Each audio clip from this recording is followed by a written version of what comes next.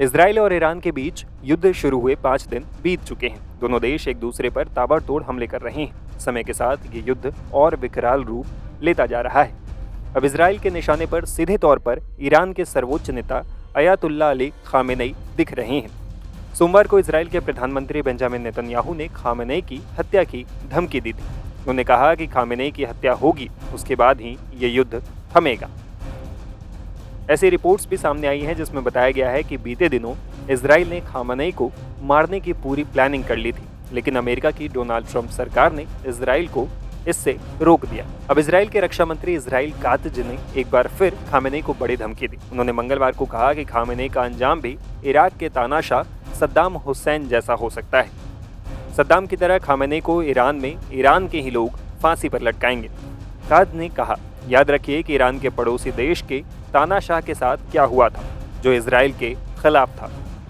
वहीं इजराइल की इस खतरनाक प्लानिंग को लेकर अमेरिका चिंतित दिख रहा है। ट्रंप प्रशासन बार बार कह रहा है कि युद्ध में राजनीतिक रसूख रखने वाले किसी व्यक्ति की हत्या से बात और बिगड़ सकती है और युद्ध विकराल रूप ले सकता है। ट्रंप ने खुद कबूला है कि उसने इजराइल को खामेनेई की हत्या करने के लिए मना किया है। बता दें कि सद्दाम हुसैन को उनके अपने लोगों यानी इराकियों ने ही मार डाला था। दरअसल इराक में अमेरिकी सेना ने हुसैन को सत्ता से बेदखल कर दिया था, जिसके बाद वो अपने ही देश में छिपते फिर रहे थे। पकड़े जाने पर उन्हें अपने ही महल में कैद रखा गया और फिर 30 दिसंबर 2006 को अमेरिका समर्थित इराकी सरकार ने उन्हें फांसी पर चढ़ा दिया था। बाद में फांसी देने का वीडियो भी लीक हो गया था, जिससे दुनिया भर में हलचल मच गई थी। सद्दाम हुसैन पर अलग अलग मामलों में हजारों लोगों की हत्या का आरोप, लेकिन जिस मामले में उन्हें फांसी दी गई उसमें साल 1982 के दुजैल नरसंहार के तहत 148 शिया मुसलमानों की हत्या का आरोप साबित हुआ था। फिलहाल ईरान और इजराइल के बीच युद्ध भीषण रूप लेता जा रहा है। अब आने वाले दिनों में ये युद्ध कैसा मोड़ लेगा, आइए एक्सपर्ट से जानते हैं। इजराइल और ईरान के बीच में ये जो वर्तमान समय का युद्ध है, ये गंभीर रूप लेता जा रहा है और अभी हाल के समय में इजराइल ने ईरान के न्यूक्लियर इंस्टॉलेशंस पे और उसके सिविलियन इंस्टॉलेशंस पर बड़े हमले लॉन्च किए और इजराइल के द्वारा ये जो हमला ईरान के ऊपर किया गया, उसके पीछे का तर्क ये इजराइल ने दिया कि ईरान अपने न्यूक्लियर वेपन्स के प्रोग्राम को तेज गति से आगे बढ़ा रहा है।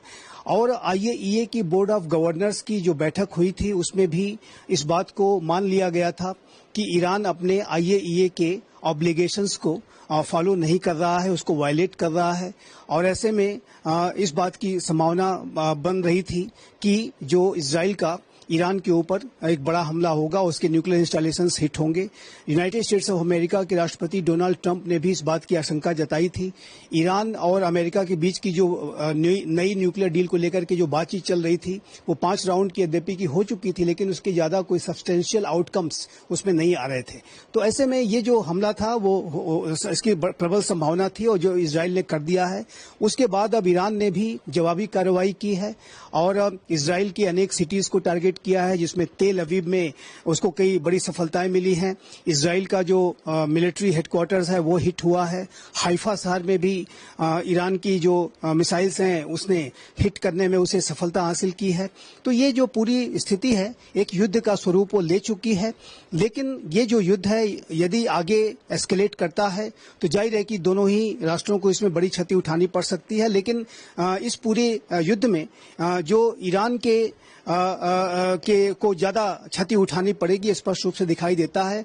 आगे का जो सिनारियो है इस युद्ध का इस बात पर निर्भर करेगा कि ईरान अपने न्यूक्लियर वेपन्स के प्रोग्राम को किस दिशा में ले जाता है। यदि वो अपने यूरेनियम इनरिचमेंट के प्रोग्राम को तेज गति से अभी भी आगे बढ़ाता है तो मेरे असेसमेंट के मुताबिक इजराइल ईरान के न्यूक्लियर इंस्टॉलेशंस पर, जो कि डीप अंडरग्राउंड जो न्यूक्लियर फैसिलिटीज हैं उसके ऊपर बड़े हमले कर सकता है और उस पूरी प्रक्रिया में यूनाइटेड स्टेट्स ऑफ अमेरिका भी उसका सीधा साथ दे सकता है। और ईरान को जाहिर है कि ऐसी स्थिति में और भी भारी क्षति उठानी पड़ सकती है। और आगे का जो इस पूरे युद्ध का जो सिनारियो है वो ईरान के बिहेवियर पर डिपेंड करता है कि ईरान अपने न्यूक्लियर वेपन्स के प्रोग्राम को यदि वो लिमिट करता है, अमेरिका के साथ वो जो एक नई डील राष्ट्रपति ट्रंप जिसको साइन करने के लिए दबाव डाल रहे हैं वो यदि कर लेता है तो ये युद्ध रुक सकता है। लेकिन यदि ईरान ने न्यूक्लियर वेपन्स के प्रोग्राम को आगे बढ़ाने की कोशिश की और यदि यूरेनियम एनरिचमेंट को तेज करने की कोशिश की, तो ऐसे में इजरायली हमले और अधिक तेज होंगे और उस हमलों में अमेरिका भी इजराइल का सीधा साथ देते हुए ईरान पर सीधे हमले कर सकता है, क्योंकि अमेरिका और इजराइल दोनों इस बात को समय समय पर कहते रहे हैं कि वो ईरान को न्यूक्लियर वेपन्स एक्वायर करने नहीं देंगे और उसके लिए वो बड़ी से बड़ी कार्रवाई करेंगे। तो ऐसे में अब देखना होगा कि ईरान का न्यूक्लियर वेपन्स प्रोग्राम इस तरीके की युद्ध की स्थिति के बाद किस दिशा में बढ़ता है, उसी के आधार पर ही आगे इस युद्ध का स्वरूप निर्धारित होगा।